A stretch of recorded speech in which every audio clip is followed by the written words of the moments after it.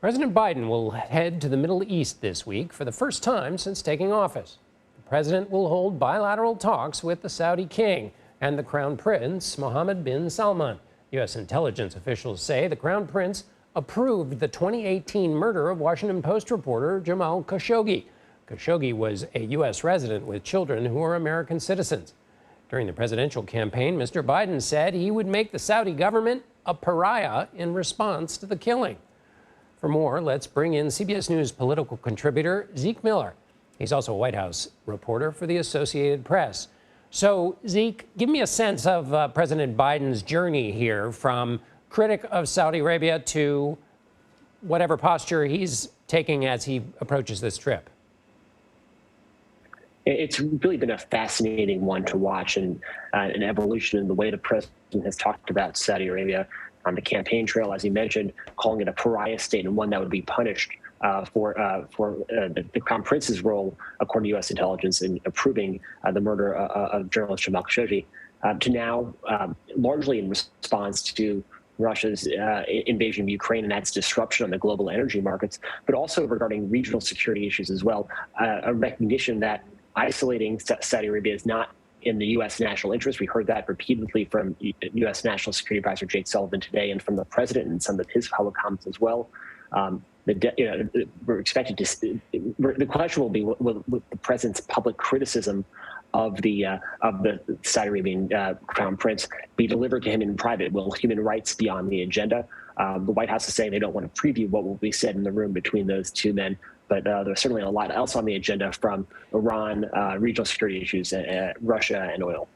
And the White House may not want to preview that part, but the president certainly previewed this in his op-ed in the Washington Post this weekend. And let me read here from what the president wrote. He said, "A more secure and integrated Middle East benefits Americans in many ways. Its waterways are essential to global trade and the supply chains we rely on. Its energy resources are vital for mitigating the impact on global supplies of Russia's war in Ukraine." So is it necessary to frame this trip as helping the U.S. economy?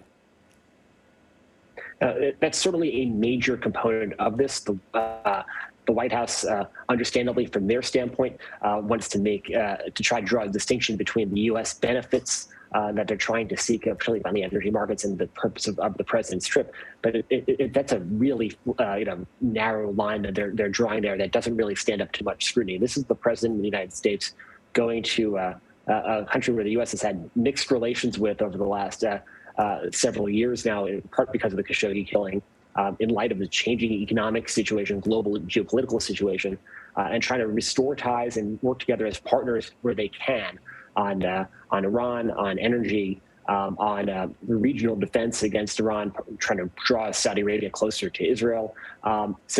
But there's really a clear undertone of trying to do all of those things to benefit the U.S. economy. And also the other part that the president mentioned in that op-ed as well is, the Middle East has become a flashpoint for so many years, so many conflicts, trying to take even incremental steps to lowering the temperature there and create more bridges of peace rather than war is in the U.S. interest as well.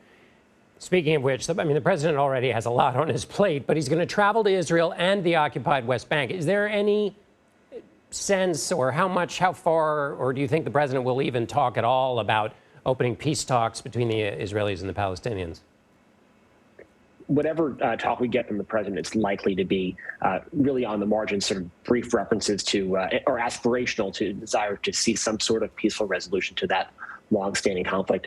The Israeli government is in no position to engage in any sort of substantive talks right now. They're going into their fifth round of elections in over 3 or 4 years. There's a caretaker prime minister who doesn't have the political capacity to launch any sort of substantive negotiations. And there's been longstanding questions about the situation on the Palestinian side as well. And that's to say nothing of Hamas in Gaza. So it's a lot of thorny questions there. We're likely to see the president try to take some incremental steps towards alleviating some of the daily challenges facing the Palestinian people, and trying to provide economic assistance, jobs, permits to work in Israel proper, and that's small developments, concrete developments potentially that will really impact some lives potentially, but won't largely do much to address that overall conflict. And Zeke, before I let you go, I have to ask you about, politics is part of the mood music of anything a president does. A recent New York Times and Siena College poll places President Biden's job approval rating at 33%. The survey also found 64% of Democratic voters say they would prefer another candidate to run for president in 2024. What has the White House said about those numbers? The White House likes to point out another data point from that poll, which is that in a head-to-head matchup with President Trump, President Biden comes out ahead. But that's one of those choices that even in that survey, it's clear Americans don't really like either option facing them in that repeat matchup of that 2020 election. From the midterms, the White House says a lot of candidates have carved out distinct identities for themselves separate from the president. The broader question for 2024, or all the White House will say, is that the president has intention of running again, despite all of those concerns and criticisms from members of his own party about his age, about his charisma, and about some of his policies as well. When midterm elections are a referendum on the sitting president, you're in tough space where you have to bring up the last guy in office. Zeke Miller, thanks so much for being with us.